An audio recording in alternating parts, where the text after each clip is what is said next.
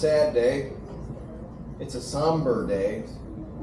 But there's nowhere else I would rather be than to gather with all of you in like mind and like spirit, to comfort each other, to pray for the Kirk family, and to pray for our nation, our country.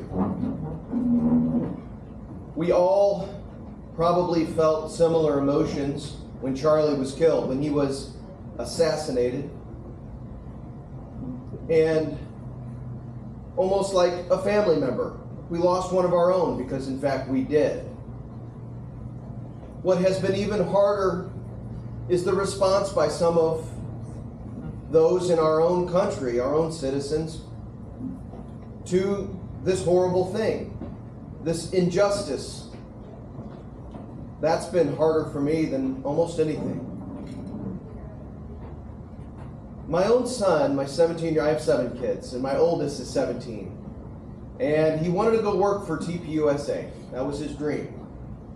And when Charlie was killed, you know, he tried to be strong and stoic. I don't know where he gets that from, right? But he tried to be tough in front of his dad until he couldn't be tough anymore. And we were sitting outside that night in our room, in our yard by ourselves, and William came out to me, and he couldn't talk. He just started weeping. It's hard to watch your 17-year-old son weep and not have the words to comfort him.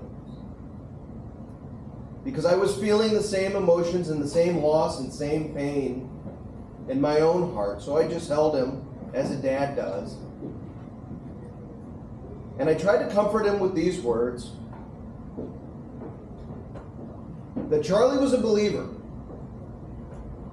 He was an outspoken servant and child of the Most High God. He loved Jesus, and he understood something, the most important thing, and that's what I want to share with you today,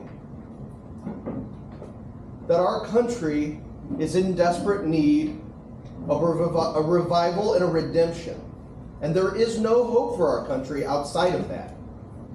And the key to that, guys, is redemption and revival in our own hearts, souls, mind, body, and soul.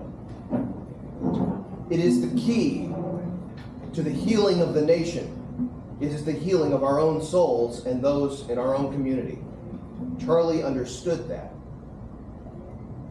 And while we don't like how we got here, I firmly believe that God uses all things for good. All things. It was one of Charlie's favorite Bible verses.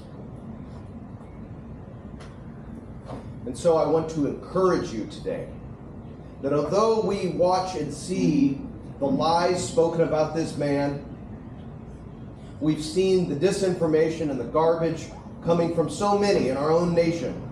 It's an indication of where we are. It is an indication of the desperate times we live in.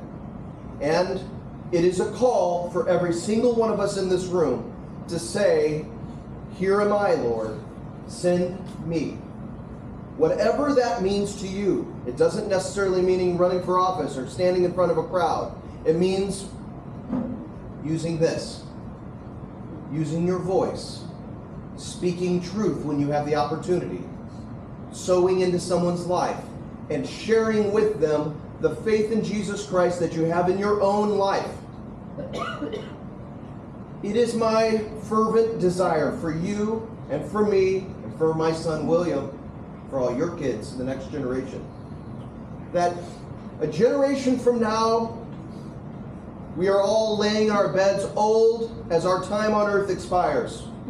And we look back to the beginning of the redemption and revival of this nation. And it started today. That we looked to the healing and the peace that returned to America by the American martyr named Charlie Kirk. That is my hope. That is my desire. God bless you.